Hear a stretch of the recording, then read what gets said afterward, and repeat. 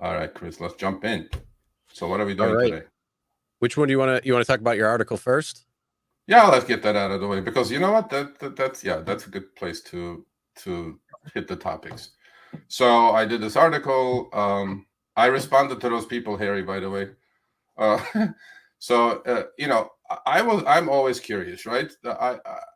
I hear nothing but complaints. Oh, Uber takes 50%. Oh, Uber takes 60%. I'm like, okay, so let's see what this is about. 7 hours to kill, of course. I have nothing else to do. I go analyze this. I did 788 rides. I started driving last September 15th or so. So week by week, I analyzed every single ride and I, ran a tape on it, week by week by week. And I put it in a spreadsheet. And I was curious about, is this really true? Because if it's like this high, Uber should be swimming in money. They shouldn't have any problems being profitable. Well, I did it. And then the first 4 or 5 weeks when they were offering crazy CRBs last year, that's for consecutive ride bonus. Literally every time I drove, Uber lost money. And then, they completely stopped that because they figured, okay, these guys we're losing money. We can't keep doing this. This is LA, by the way. So again, I'm in LA. I know everybody says, oh, you don't know what you're talking about. It's only LA, which we'll talk about that with Chris, what we have coming for that. So to me, I did this spreadsheet, and obviously this included the incentives, the CRBs, the boost, no surge, right? So you guys can do this on your own. You can go download my spreadsheet and put your numbers in as well. So I did it for 30 weeks, 788 rides. I think that's a pretty good sample size. And I came up with a number of 9.5%. So here are my trips, 788 total trips in 30 weeks, $18.06 per trip. That includes everything, incentives as Quest, CRBs, whatever else, Surge, obviously. 337 online hours, 300 and close to 5 hours active hours, meaning phase 3 with a passenger in the car. Overall, 42.23 online, $47 almost for active.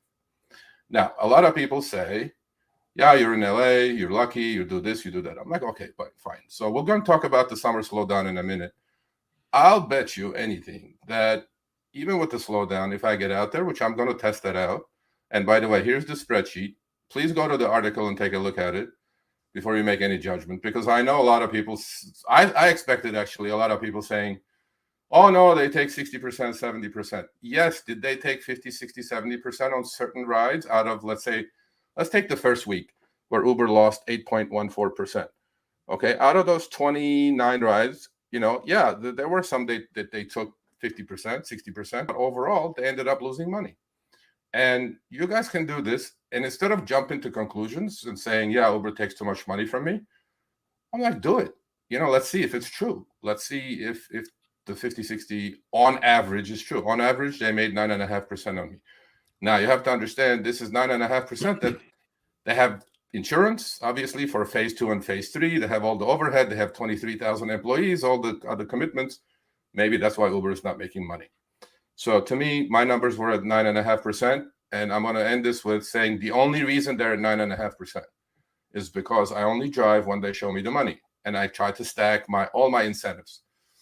Surge, obviously, I'm going to drive when there's surge, morning rush hour, afternoon rush hour, weekends, in the afternoons. 2, incentives like Quest, CRBs, no more CRBs, but now they introduced something called Boost Plus, which they're cutting too. So if they stack it all up, you can still make 40, $50 an hour. If you don't, then you're not. But I can drive those hours, and I did. So I'm not ashamed of it. I mean, that's what you guys should do. If everybody did what I did, I think Uber would be in big trouble. But unfortunately, it doesn't work. Chris, can you put the spread that shot you had of all the fares back on the screen?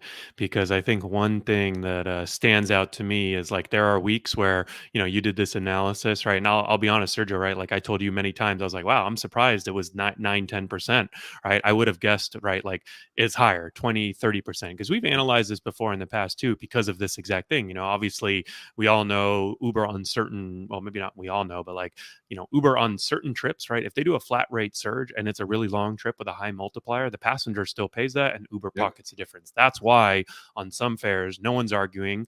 Uber takes a 50, 60, 70, or I think we've even seen as high as 80% cut. Possible.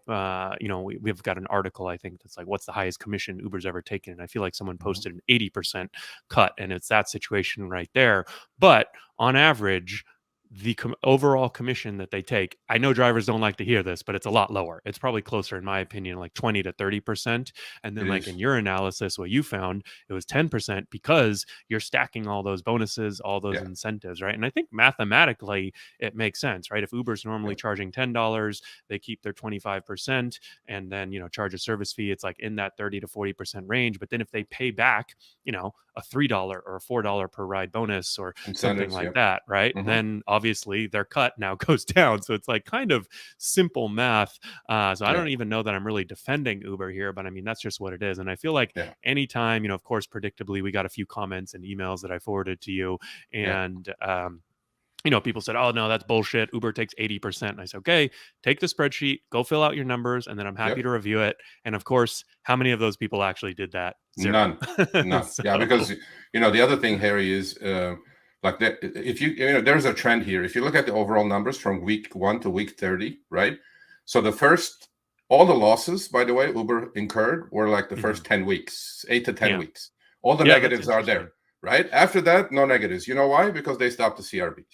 Because they were offering me 3 for 30 CRB. Yeah. With my destination filter strategy, I mean, they had no chance to make money, and I'm not going to be embarrassed.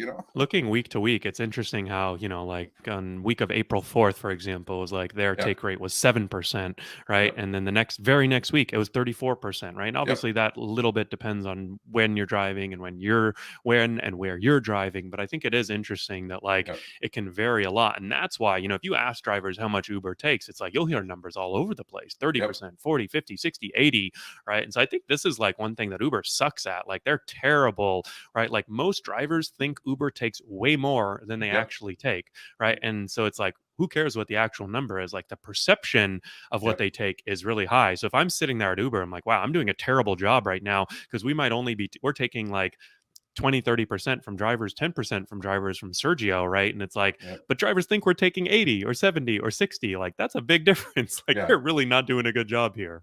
Huge difference, and I mean, honestly, I read all their earnings reports. On the after Q1, I was listening to the the earnings conference call. Okay, these are their numbers. I'm not saying this, so you guys can go listen to it for 2 hours and then figure it out. Uber's overall take rate of gross profits globally were like 16% in 2019. Now they're up to 27%. How does that happen? Well, they raised the fares on passengers, and now their, gross profits are up to 27%. Well, the only thing that I would say, Sergio, on like the financial numbers that Uber's released, like their take rate, I don't think is the same as what you're like what they define as take rate. I don't think it's like what you're calculating right here, right? Because I think they've got it never really, like, you can look at the trends, like if it's going up or down, but I feel like, there's like, when you've got like multi-billion-dollar companies, man, there's like so much funny math, right? Obviously. No, I mean, the earnings report analyst, I don't even think they understand it. It's so convoluted, and I have no idea what they're saying half the time. But it's what I mean. But granted, it's a given that their take rates have gone up. Yeah. With the upfront for the driver, upfront for the passenger, separation of what the driver makes versus what the passenger pays. Now getting rid of the rate card in a lot of cities. I mean, they're doing it for a reason. They got to make money. Show me the money. That's what the investors are saying. Where's the money? Show me the money.